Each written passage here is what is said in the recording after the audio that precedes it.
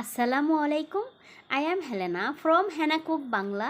হেনা Cook Bangla থেকে সবাইকে নতুন একটা রেসিপি দেখার জন্য স্বাগতম। সবাই কেমন আছেন? নিশ্চয়ই সবাই ভালো আছেন। তৈরি করে দেখাবো প্যানকেক। আর এই প্যানকেকটা কিভাবে তৈরি করব সেটা আজকে আমি আপনাদের সাথে শেয়ার করব। আর শেয়ার করার আগে ছোট্ট একটা রিকোয়েস্ট করে নিচ্ছি, প্লিজ আমার চ্যানেলকে সাবস্ক্রাইব করবেন। সাবস্ক্রাইব করে চ্যানেলের পাশে থাকবেন। যখনই নতুন কোনো ভিডিও আপলোড করব আপনাদের কাছে নোটিফিকেশন চলে যাবে। তাহলে কথা নয়, চলুন প্যানকেক বানাতে কি কি উপকরণ লাগে আমরা জেনে আসি। এখানে আমি 2টা ডিম নিয়েছি, 1 কাপ ময়দা নিয়েছি, আর ময়দাটা আমি চেলে নিয়ে আসছি। লিকুইড দুধ নিয়েছি 1 কাপ, চিনি নিয়েছি 1 কাপ, আর তেল নিয়েছি আমি 1 কাপ, আর 1 চামচ বেকিং পাউডার নিয়েছি, ভ্যানিলা এসেন্স নিয়েছি 1 চামচ, স্বাদ মতো লবণ নিয়ে নিলাম। প্রথমে আমি ডিম 2টা দিয়ে দিচ্ছি। আপনারা ইচ্ছে করলে একটা ডিম দিয়েও বানাতে পারেন 1 কাপ ময়দার সাথে। আর ডিমের সাথে আমি চিনিটা দিয়ে দিই।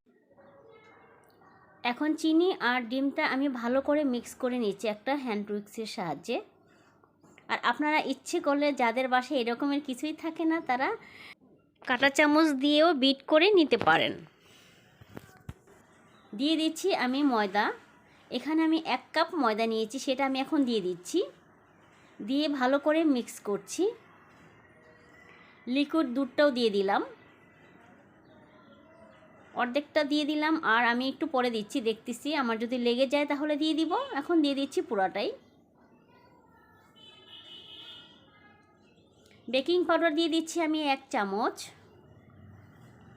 স্বাদ মতো লবণ দিয়ে দিচ্ছি। লবণটা আপনাদের অপশনাল, যারা মিষ্টিতে লবণ খেতে ভালোবাসেন না তারা স্কিপ করতে পারেন।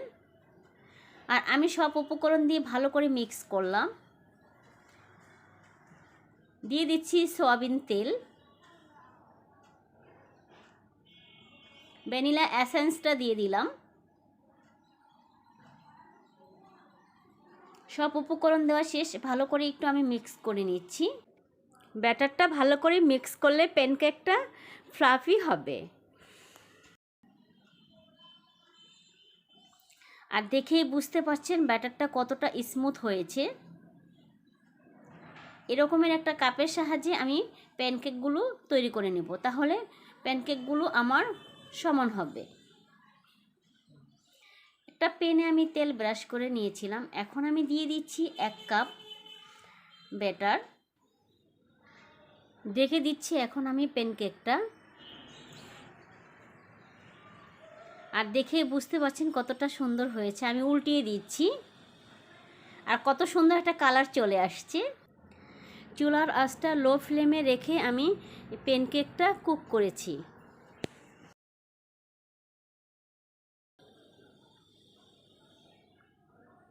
আর তেল ব্রাশ করতে হবে না, একবার করলেই হবে, বারবার করার কোনো প্রয়োজন নেই।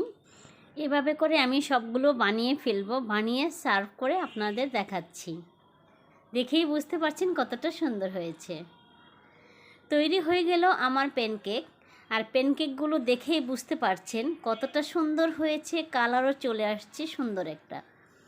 এভাবে করে আপনারা বানিয়ে খেতে পারেন। আর প্যানকেক বানাতে যেই উপকরণগুলো লাগে সেগুলো আমাদের সবার ঘরেই থাকে, তাই না? ঘরে থাকা উপকরণ দিয়ে আপনারা এভাবে করে প্যানকেক বানিয়ে খেতে পারেন। আজকের রেসিপিটা যদি ভালো লাগে তাহলে অবশ্যই কেমন হয়েছে রেসিপিটা তাহলে কমেন্টসে জানিয়ে দিবেন। আর আপনারা একটা লাইক দিবেন, আপনাদের একটা লাইকে আমাকে অনেক উৎসাহ করে।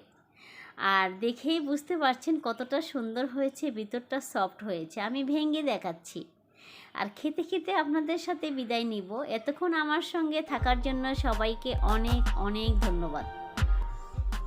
আজকে আর কথা বলবো না, সবাই ভালো থাকবেন, সুস্থ থাকবেন। নেক্সট ভিডিও দেখার জন্য সবাইকে আমন্ত্রিত। আল্লাহ হাফেজ।